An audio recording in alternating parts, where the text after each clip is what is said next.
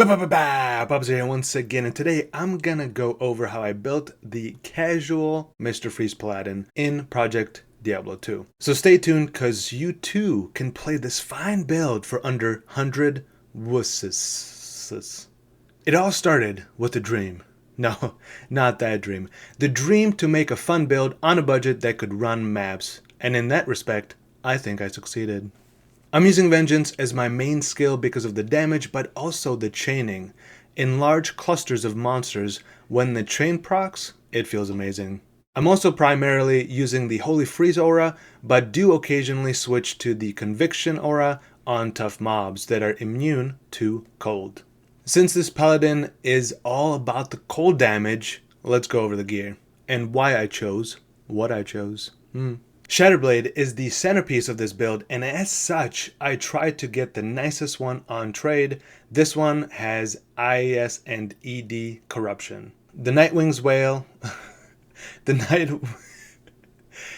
helm is, this is the cheapest I could find and has the lowest stats, but does exactly what I need, and I socketed it with 15% IAS in order to get the next breakpoint on Vengeance. The armor is Duress Runeward for a bit of everything. We got cold damage, we got resistances, we even got the crushing blow and open wounds. Very nice. Hailstone Wing, what a name, beautiful. A shield that I found myself. I also proceeded to slam it myself and got 3 sockets. Amazing.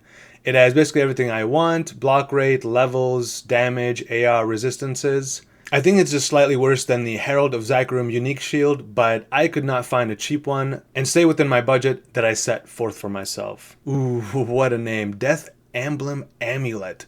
I bought for cheap, that has some amazing stats. The High Lord Wrath unique amulet is most likely better in this slot, but this one has style. Gloves are Frosties with Mana Leech Corruption, enough said. Though maybe gloves with IAS here would be a good option if you need to reach that next breakpoint. Nosferatu's Coil. That's right. I chose this belt because it has the much needed IAS attributes and even has Leech and Deadly Strike. Wow, beautiful. Amazing.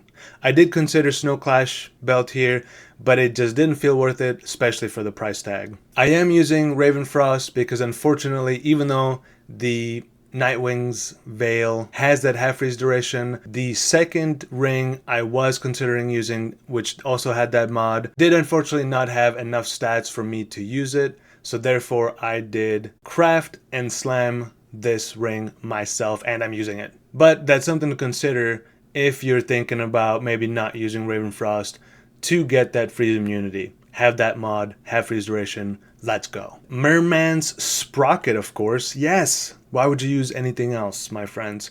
Speed, mana regen, slower stamina, I'm just kidding. It has that cold damage, pretty nice. I would consider maybe Water Walk or Go Riders, or some rare boots that have plenty of resistances, movement speed, and life. Here are my charms. Most of these were at least the life ones, self-found. The cold damage, most of those were bought. However, all of them were cheap. Like, even the life, these two, look, I mean, beautiful, beautiful. They're all 1 to 5 wusses only, which is crazy when you think about it. But yeah, if you're patient enough, you can get these beautiful charms for very, very cheap. I was able to get this Hellfire Torch for 30 wusses. Right before I bought this one, I was eyeing one for 10 wusses, which had basically the same exact stats. Unfortunately, my internet something happened with my internet, so it was literally a minute too late. When I tried to message the person, it was already sold. So be patient. You can get one for very, very cheap. But that's basically it. I wanted to keep this video pretty short, so let me know if I've missed something or if you have any suggestions to make this build stronger. Thanks for watching, and I'll see you next time with another beautiful video.